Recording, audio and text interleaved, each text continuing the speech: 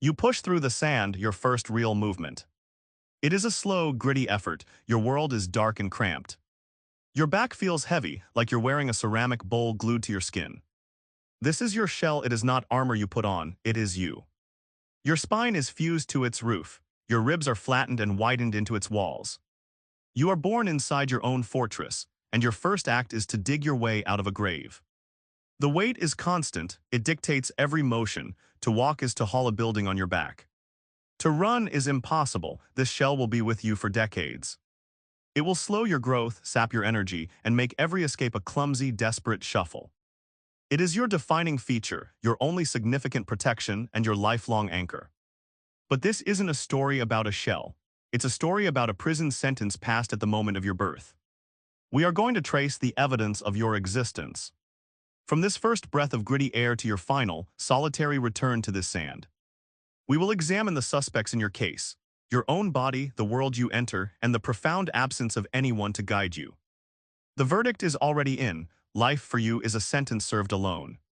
This is how that sentence unfolds. You break the surface. Your world is a flat, hot expanse of sand, stretching to a line of roaring noise.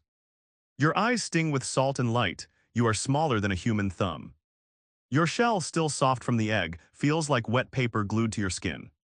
You don't know what a predator is, yet you move or you try. Your flippers dig at the sand, pushing you forward an inch. The effort burns through the last of your yoke energy. A shadow passes over you. Instinct locks your body still. You don't breathe. The shadow moves on a seabird already full. This time, the sand is an oven. Heat radiates up through your plastron, the flat belly of your shell. Every grain is an obstacle. You scrabble toward the sound of the waves, the only instruction your genetics provide. There is no path, no memory, no mother to follow. Just the pull of the water and the pressing, silent terror of the open beach. Crabs emerge from burrows you didn't see. Their claws click against the hard sand near your head. You cannot outrun them, you cannot fight. Your only defense is to stop, to hope your mottled shell looks like a stone. You are a moving piece of protein in a of hunger. The journey to the waterline, maybe 50 feet for a human, is your first marathon. It is a gauntlet run in slow motion, with a heartbeat so loud you think it will give you away. You finally taste the sea spray. The cool mist is a shock. But the water is not safety, it is simply the next chamber of the maze. You make for the waves.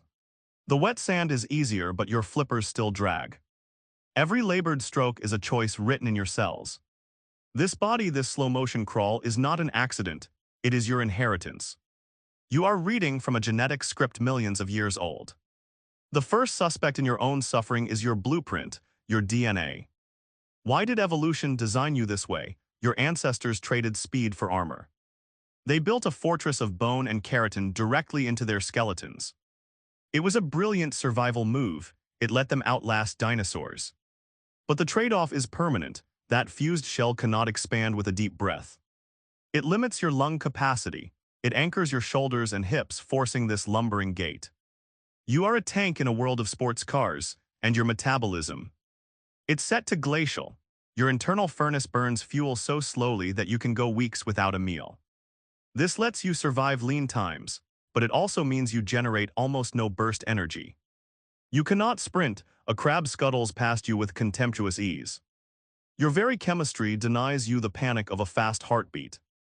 This is the core accusation against your genes. They gave you a life of monumental patience in a world that rewards instant reaction. Every cell in your body is built for endurance, not escape. You are a masterpiece of slow, efficient survival. And in these first minutes, that feels like the worst design flaw in the world. But if your genes wrote the rules, the environment is the brutal referee enforcing them. Your world is not passive scenery, it is an active, hostile force. The beach itself tries to cook you alive. The sun beats down, turning the sand into a griddle. Your tiny body heats up faster than it can cool down.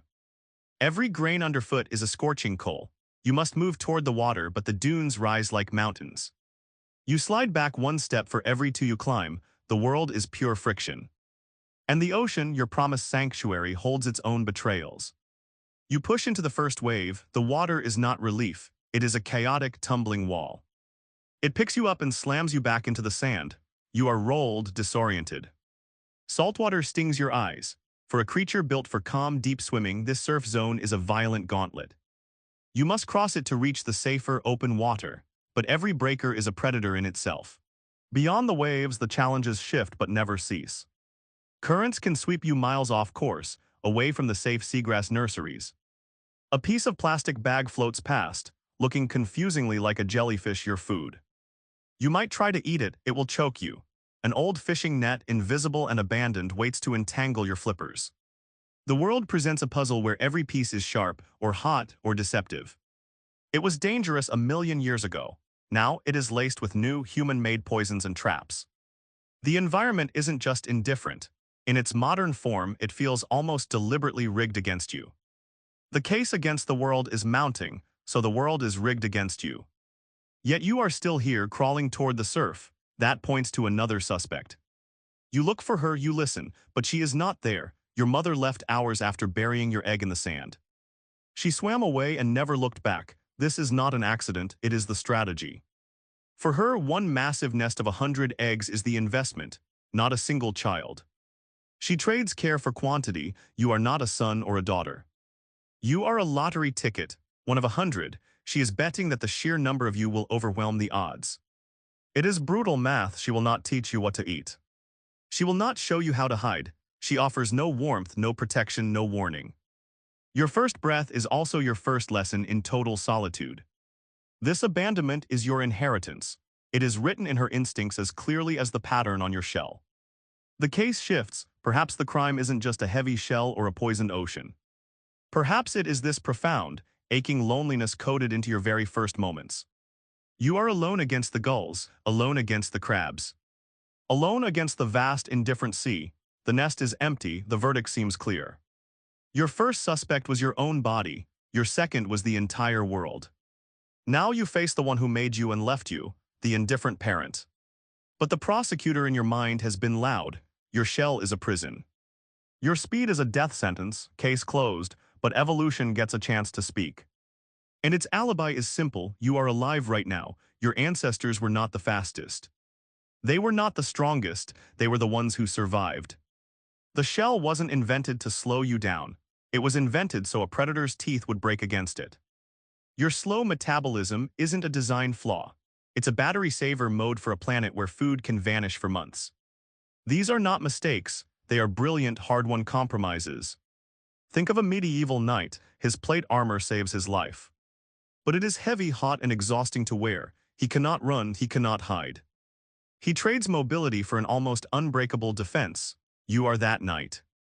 Your shell is that armor. Evolution wasn't trying to build a sprinter.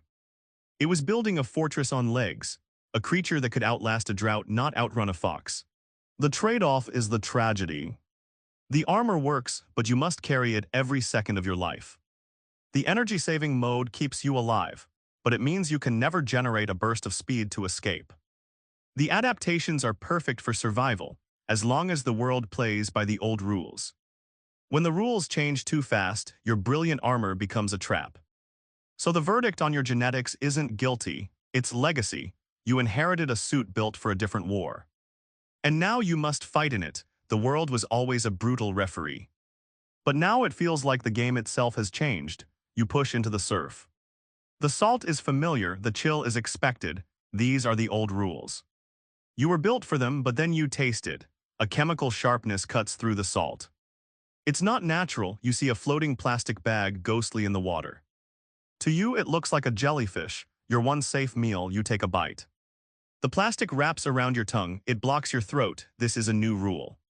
A human rule: natural predators have a rhythm. A heron stalks the shallows. A crab waits in the weeds. You learn their patterns, you can hide. You can wait them out. Human chaos has no rhythm. A motorboat propeller churns the water where you surface to breathe. The noise is deafening. You freeze, a natural reflex that now gets you hit. Artificial lights from beach towns disorient you. They pull your hatchling eyes away from the moonlit sea. You wander inland toward roads, toward dehydration. The old environment tested your adaptations. It asked if your shell was strong enough. It asked if your patience could outlast a predator. The new one ignores your adaptations entirely. It doesn't care about your armor. It invades your lungs with oil. It turns your food into poison. It blinds your ancient navigation with a street lamp, so we can't blame the habitat. Not the real one, we have to blame the invasion. The natural world was a tough but fair opponent. What replaced it is something else entirely, a force that doesn't just beat you. It makes the game meaningless, but the invasion is just the final twist of the knife. The real crime was committed long before. It is encoded in your very first moments. The smoking gun is the protocol, the abandonment directive. You hatch alone. You crawl alone, you will live alone for decades. There is no pack to hunt with. No herd to hide within, no parent to watch your back. Every problem is yours to solve. Every threat is yours to face. Alone, this isn't an accident, it's the strategy. Your species bet everything on numbers and armor. Lay 100 eggs, bury them. Walk away, a few will beat the odds. The math is cold, but it works. Or it did. The protocol assumes a world of predictable dangers. Birds, crabs, fish. It never anticipated plastic bags that look like jellyfish. It never calculated for fishing nets or speedboats. So your greatest weakness isn't your speed. It's your solitude. A crab snags your sibling, you cannot help. You can only crawl faster. A gull shadows you, you cannot band together. You can only duck into your shell and hope. You are a tiny, armored island. And the ocean is full of storms you were never meant to weather alone. The protocol built you for a different game, one you are now forced to play entirely by yourself. The game begins now. You survive the gauntlet of the beach. You reach the surf. The saltwater buoys you, but it does not guide you. There is no one to follow. You are swimming, but you are lost. Currents pull you, you have no destination. You just swim. Food is not a meal, it is a discovery you make alone. You bump into a jellyfish tentacle, you learn sting, you nibble a piece of seagrass. You learn taste, every lesson is written in pain or hunger. You grow, but growth is silent, your shell expands ring by ring, no one notices. Years pass, you are no longer a hatchling, you are a juvenile, the predators change. Small fish become sharks, your solitude does not. You see another turtle once, a dark shape in the blue distance. You do not approach, you turn away. Instinct says competitor, not companion. A piece of plastic drifts by, it looks like food, you bite, you learn plastic. You surface to breathe beside a boat, an engine coughs to life, you dive. You learn fear, decades accumulate, you are an adult.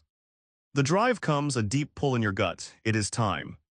You find a beach not by memory, but by a magnetic tug in your bones. You haul your heavy body onto the sand you were born on, you dig. You lay 100 eggs, you cover them, you turn back to the sea, you do not look back. You will never see them, you will not know if they hatch. You swim away, your life sentence served. The cycle demands you start it all over again, for 100 tiny strangers you will never meet. Your only legacy is the nest in the sand, and the absolute unbroken silence in which you made it. The water is calm tonight, moonlight cuts a silver path across its surface. You follow it, your flippers moving with a rhythm worn deep by decades of travel. You haul your body, heavier now, up onto the same dark sand. It is not the beach where you hatched, you do not know where that is. This is simply a beach, your front flippers begin to dig, it is not a decision. It is a reflex older than these dunes, sand flies, the hole deepens. You feel the coolness of the layers beneath the sun-warmed surface. You are a machine following its last instruction. The eggs drop one by one into the chamber. They are warm and soft. You cover them with the same methodical, blind sweep of your limbs. You pack the sand down, the nest disappears under your work, it looks like nothing. It looks like every other patch of beach. You turn.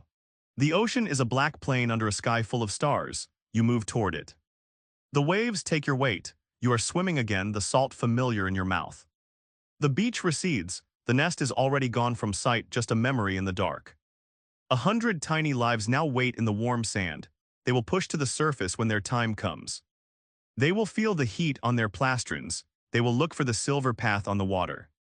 They will not know your name, you do not know theirs, you just swim. The night is quiet. The only sound is the water moving past your shell.